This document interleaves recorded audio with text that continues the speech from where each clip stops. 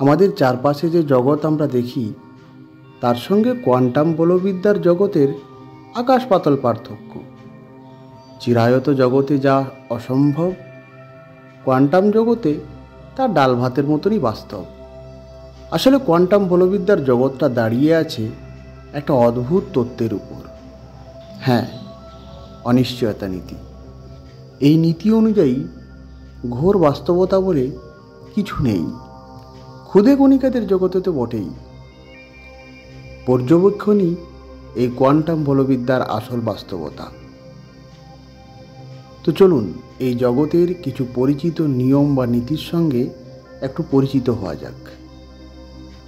তো শুরুটা করব দ্বিছিদ্র পরীক্ষা ও কণা তরঙ্গের বহুরূপের উপর। একটা দেওয়ালে দুটো ছিদ্র আছে, দেওয়ালের অপর পাশে একটি পর্দা আছে। এখন দেওয়ালে আলো ফেললে দুটো ছিদ্র দিয়েই আলো আসা স্বাভাবিক, এবং সেই পর্দায় একটা আলোর ছায়ার নকশা তৈরি করবে। এটা মোটামুটিভাবে জানা কথা। কোথাও অন্ধকার হবে, কোথাও উজ্জ্বল হবে, আর কোথাও বা এর মাঝামাঝি অবস্থান হবে। কিন্তু এখন কথা হলো, আলোর বদলে যদি ইলেকট্রন নিক্ষেপ করি তাহলে কি হবে? পর্দার শুধু ছিদ্র বরাবর স্থানেই ইলেকট্রনের ধাক্কার রেস থাকার কথা, কিন্তু না, এবারও একটা ওই আলোর মতনই নকশা পাওয়া গেল। আরও অদ্ভুত কথা হলো, এক ঝাঁক ইলেকট্রনের বদলে যদি একটা ইলেকট্রনে নিক্ষেপ করি তাহলেও দেখা যাচ্ছে এই নকশা পাওয়া যাচ্ছে। তার মানে একটা ইলেকট্রন ওই দুটো ছিদ্র দিয়ে একই সাথে যাচ্ছে, আর সেটা সম্ভব হচ্ছে কিসের জন্য? না, ইলেকট্রন কণিকাটির তরঙ্গধর্মী আচরণের জন্য। এই পরীক্ষাটা থেকে মোটামুটিভাবে কনফার্ম হওয়া যায় যে কণারাও তরঙ্গের মতো আচরণ করতে পারে। থমাস ইয়ং 1801 সালে এই পরীক্ষাটি প্রথম করেন, তবে সেই সময় এর মূল গুরুত্ব বোঝা যায়নি। পরবর্তীতে যখন 1924 সালে ডি ব্রগলি গাণিতিকভাবে প্রমাণ করেন সব জড় পদার্থ তরঙ্গের মতো আচরণ করতে পারে। তো এরপরে আসছে অনিশ্চয়তা নীতি। বিজ্ঞানী হাইজেনবার্গের এই নীতি অনুযায়ী কোনো কণার অবস্থান এবং গতিবেগ একই সঙ্গে নিখুঁতভাবে মাপা যাবে না, বা আরও ভালোভাবে বললে কোনো কণার অবস্থান এবং ভরবেগ একই সাথে নিখুঁত করে মাপা সম্ভব নয়। এই দুটো বৈশিষ্ট্যের একটিকে আপনি যত ভালোভাবে পরিমাপ করার চেষ্টা করবেন, অপরটি ততই অনিশ্চিত হয়ে পড়বে।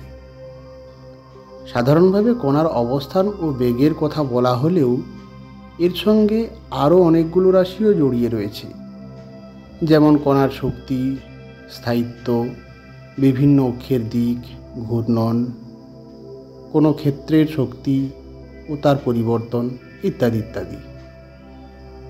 আসল জিনিসটা হচ্ছে কোনো কণার অবস্থান বা বেগ জানার জন্য কণাটিকে পর্যবেক্ষণ করতে হয়, আর এই পর্যবেক্ষণের জন্য কণার উপর আলো ফেলতে হয়। কিন্তু কণাটির আকার যেহেতু ছোট, তাই এর অবস্থান নিখুঁতভাবে জানতে ছোট তরঙ্গদৈর্ঘ্যের আলো দরকার। আর ছোট তরঙ্গদৈর্ঘ্য মানে উচ্চ কম্পাঙ্ক, উচ্চ কম্পাঙ্ক মানে উচ্চ শক্তি। তার মানে সূক্ষ্ম অবস্থান জানতে হলে বেশি শক্তির আলো ফেলতে হবে, কিন্তু বেশি শক্তির আলো এই কণাটিকে উত্তেজিত করে দেবে, ফলে অবস্থান জানা গেলেও তার বেগ কিন্তু অনিশ্চিত হয়ে যাবে। আবার বেগের অনিশ্চয়তা কমাতে চাইলে অবস্থার অনিশ্চয়তা বেড়ে যাবে। আগেই বললাম, এই নীতির একটি উদাহরণ হলো কোনো ক্ষেত্রের শক্তি ও তার পরিবর্তন। আসলে আমরা শূন্য বলতে যেটা ভাবি যে সেখানে কোনো কণার কোনো অস্তিত্ব থাকবে না, কিন্তু সেটাও আসলে ঠিক শূন্য নয়। অনিশ্চয়তা নীতি অনুসারে ক্ষেত্রের শক্তির মান ও তার পরিবর্তন একই সঙ্গে সঠিকভাবে জানা যাবে না। তার মানে শূন্য স্থানের কোনো ক্ষেত্রের মান ও তার পরিবর্তনের হার একই সঙ্গে শূন্য হওয়া সম্ভব নয়। দুটোই শূন্য হওয়া মানে একই সঙ্গে দুটোই নিখুঁতভাবে জানা গেল, যা অসম্ভব। ফলে আমরা যাকে শূন্যস্থান বলি সেখানে অবিরত তৈরি হচ্ছে জোড়ায় জোড়ায় কণা, আর এই কণাগুলোকে বলা হয় ভার্চুয়াল কণা। আর এই প্রক্রিয়ার নামই কোয়ান্টাম ফ্লাকচুয়েশন।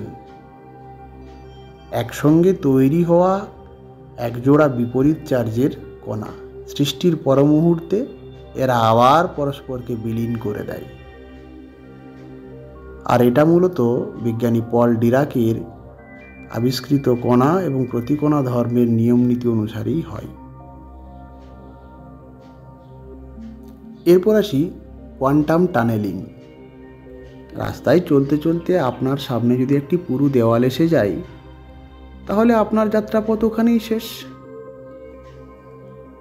কিন্তু অতি পারমাণবিক কণারা আপনার মতো হাল ছাড়ার পাত্র নয়। একটি প্রতিবন্ধকের পিছনে আটকে পড়া কোনো কণিকাকে প্রতিবন্ধকের অপর পাশেও দেখা যাবে এবং তার একটা অশূন্য প্রবাবিলিটি বা সম্ভাবনা থাকে। এটাও কণা তরঙ্গের দ্বৈত আচরণের ফল। কণার জন্য কাজটি যখন কঠিন হয়ে যায়, তখন কণাটি নিজেকে তরঙ্গ রূপে ঢেলে ফেলে, আর তরঙ্গের জন্য সেই কাজটা ততটা কঠিন হয় না। এর একটা উদাহরণ হলো রেডিও অ্যাক্টিভ ডিকে। এই উপায়েই নিউক্লিয়াস থেকে আলফা কণা বেরিয়ে আসে। সবচেয়ে বড় কথা হলো কোয়ান্টাম টানেলিংয়ের কারণেই সূর্য থেকে তাপ বেরিয়ে আসে।